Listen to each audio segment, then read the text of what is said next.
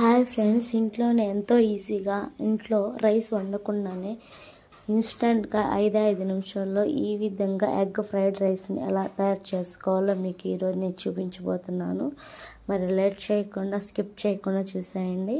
ముందుగా gas stove వెలిగించి pan heat అయిన తర్వాత 2 టేబుల్ స్పూన్ల వరకు ఆయిల్ వేసుకోవాలి.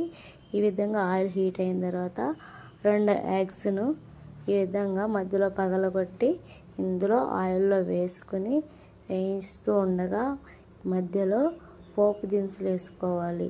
అంటే ఆవాలు, రుచికి సరిపడా సాల్టు, అలాగే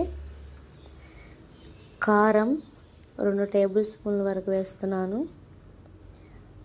అలాగే కొద్దిగా కరివేపాకు వేసుకుని చక్కగా మొత్తం కలిసేలా చిన్న చిన్న ముక్కలుగా వచ్చేలా చేసుకోవాలి. ఈ విధంగా ఫ్రై అవుతూ ఉంటుంది. ఈలోపు ఒక బౌల్లో వాటర్ తీసుకొని అందులో అటుకులను పోసుకోవాలి. ఈ విధంగా ముంచి పిండి ఈ ఫ్రై అయిన ఎగ్లో వేసుకోవాలి.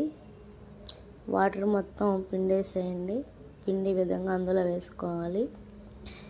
ఇలా వేసుకున్న తర్వాత మొత్తం కలుపుకోండి. లోన తడిపోయే వరకు ఫ్రై చేయండి. ఇందులో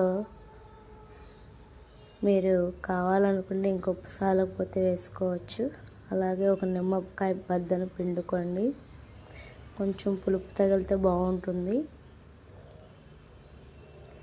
అలాగే ఇందులో చివరికి కొత్తిమీర వేసుకోవడమే.